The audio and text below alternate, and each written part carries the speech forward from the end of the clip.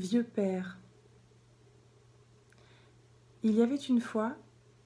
c'était dans l'État du Mississippi, au mois de mai, lors de l'inondation de 1927, 2 forçats.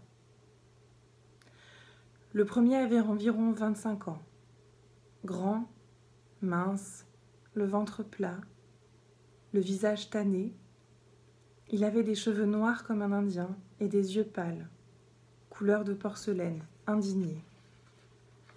Indignation dirigée non contre les hommes qui avaient fait avorter son crime, ni même contre les avocats et les juges qui l'avaient envoyé au bagne, mais contre les écrivains, contre les noms désincarnés, accolés aux histoires, aux feuilletons, les Diamond Dicks, les Jesse James et compagnie, qui, croyait-il, étaient responsables de ces malheurs par suite de leur propre ignorance et de leur jobardise quant aux moyens d'expression qui étaient le leur et dont ils tiraient bénéfice, acceptant des informations auxquelles ils donnaient le sceau de la vraisemblance et de l'authenticité. Cela étant d'autant plus criminel que ces informations n'étaient pas certifiées conformes sur papier timbré, de sorte qu'elles n'en étaient crues que plus facilement par ceux qui, sans exiger, ni demander, ni attendre de preuves certifiées, s'attendaient cependant à une bonne foi tacite, tout comme celle dont ils accompagnaient les 10 ou 15 cents qu'ils payaient pour les obtenir, et qu'ils débitaient pour de l'argent, mais qui, mis à exécution, se révélaient impraticables et, dans le cas du forçat, criminellement fausses. Parfois, il arrêtait sa mule et sa charrue au milieu d'un sillon. Il n'y a pas de pénitencier clos de murs dans le Mississippi. C'est une plantation de coton où les forçats travaillent sous la menace des fusils et des carabines que brandissent les gardes et les condamnés bénéficiant d'un régime de faveur. Et il se mettait à méditer, avec une sorte d'impuissance rageuse, fouillant dans tout le fatras que lui avait laissé sa seule et unique entrevue avec la loi et les tribunaux, fouillant jusqu'à ce que ces chibolettes verbeux et incompréhensibles prissent finalement un sens, lui-même cherchant la justice à la même source aveugle où il s'était trouvé confronté avec cette justice et dont il avait été repoussé et expulsé. Utilisation frauduleuse du courrier, pour lui qui estimait que c'était le service des imprimés qu'il avait frauduleusement dépouillé non pas d'un argent vulgaire et sot, que du reste il ne convoitait pas spécialement, mais de la liberté, de l'honneur et de la dignité. Il avait été condamné à 15 ans de travaux forcés. Il venait d'avoir 19 ans quand il était entré au bagne, pour tentative de vol à main armée dans un train. Il avait fait ses plans d'avance, il avait suivi à la lettre les autorités imprimées et fausses. Il avait gardé depuis 2 ans tous ses feuilletons, et il les lisait et les relisait, les apprenait par cœur, pesait, comparait histoire et méthode, avec histoire et méthode, prenant dans chacune ce qui lui semblait bon à prendre et écartant l'inutile à mesure que son plan se précisait, gardant l'esprit ouvert pour effectuer de subtils changements à la dernière minute, sans hâte ni impatience,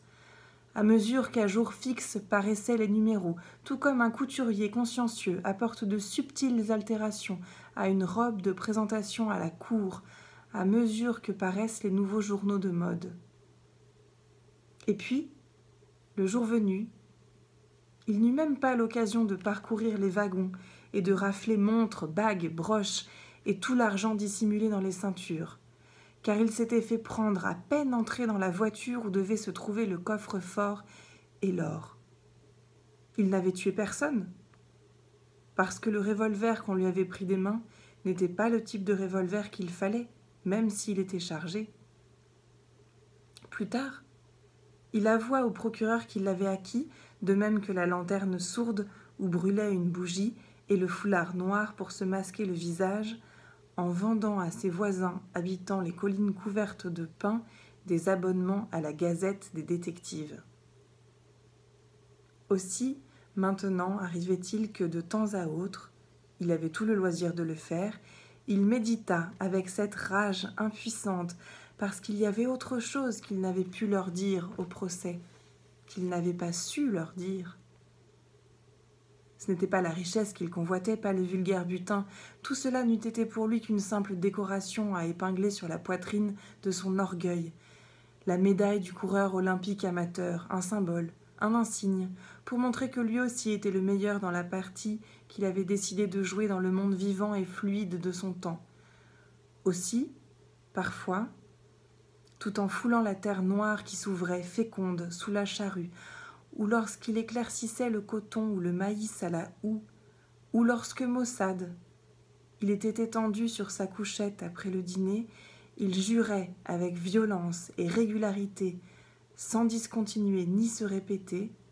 s'en prenant non pas à ceux qu'il avait envoyés là où il se trouvait maintenant, mais à ceux qu'il ne savait même pas être des pseudonymes, à ceux qu'il ne savait même pas n'être pas de vrais hommes, mais de simples ombres, qui avaient écrit les histoires d'autres ombres.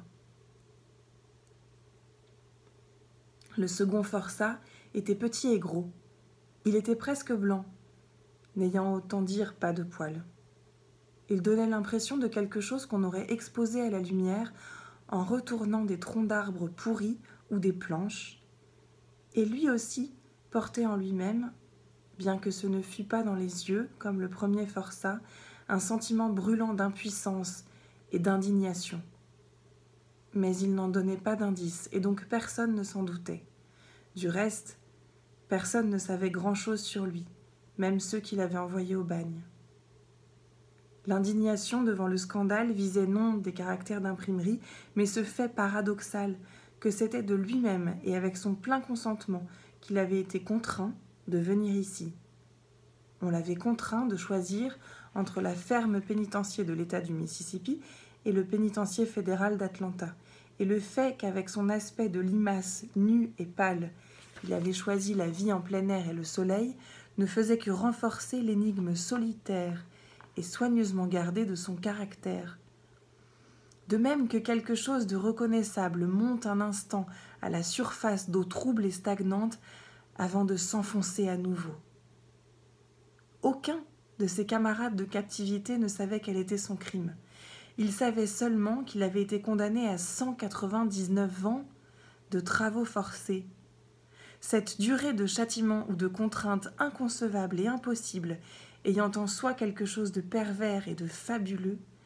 indice que les raisons de sa captivité étaient telles que les hommes eux-mêmes qu'il avait condamnés, ces champions et piliers de la justice et de l'équité,